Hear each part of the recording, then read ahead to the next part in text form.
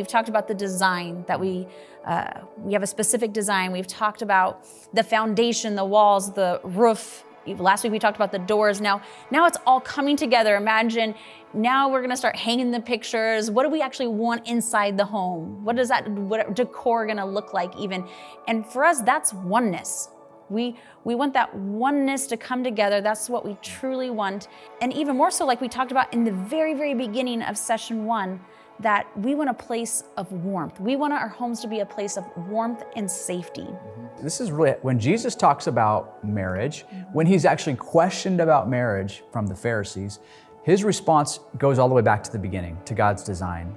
And he says, haven't you read the scriptures? They record that from the beginning, God made them male and female. And he said, this explains why a man leaves his father and mother and is joined to his wife, and the two are united into one. They are no longer two, but one. Let no one split what God has joined together. You see, God didn't intend us to be in a marriage as two people living as roommates. He wanted there to be a true sense of oneness, this warmth, this relationship we have, where we're actually not independent, but we're in a healthy way dependent on God working in both of us together. And for this session, we want to focus on 3 different areas of oneness, and that's emotional oneness, physical oneness, and spiritual oneness. And emotional oneness is this idea of connection, of we're connecting our lives, our dreams, our passions, our thoughts. We're connecting those and even aligning those. And ladies, we can be honest, at least statistically, we normally enter into marriage or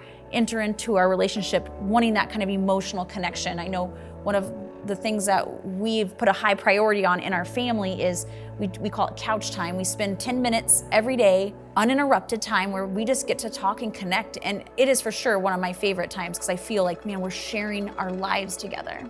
And we need to be emotionally connected. That's a huge piece of this.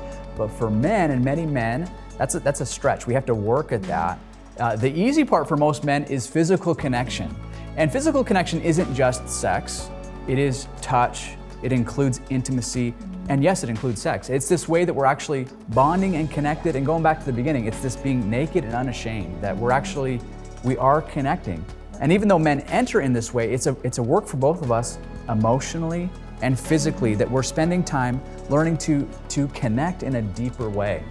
And through this process, we see this emotional connection, physical connection, but really there's an emphasis that transcends all this, is this idea of spiritual connection, that we begin to together seek God. We're actually seeking God together. We want what He wants for us, that we're actually saying our lives are being transformed by Him and we're drawing close to Him. And this truly is an area of oneness that in marriage is this amazing picture of unity, that we're actually drawing close to God. And I love that when they're all working together in such a healthy way, that's what creates the most powerful oneness.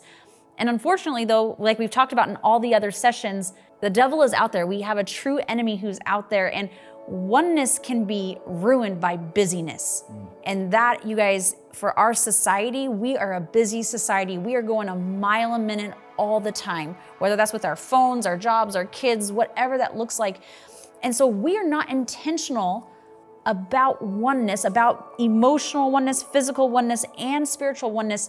You're not gonna have it. It just won't happen. It does not happen naturally. You have to be intentional. And I remember one time you said a great quote of like, you're either moving towards oneness or you are moving apart. Like you are not, those two things will happen.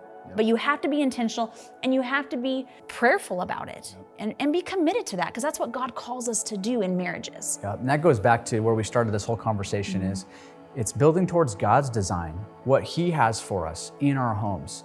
And you might be thinking through this whole conversation, all these sessions, you might be actually discouraged today. You might be going, man, my home does not look like that. You know, my foundation is cracked. My walls have holes in them. My roof is leaking, all these different pieces. But here's the encouraging news about our God, is that He is in the restoration business. I mean, even just looking at the cross as a perfect picture of that. We broke relationship, He restored relationship. That He wanted relationship with us. He drew us back into relationship. And that's what He can do in our homes, in our marriages, that He can restore it back. I'm thinking about like home design shows, right? Yeah. And some of the most amazing stories are these dilapidated, broken down homes. that the goal is not to go build a different home, build a new home.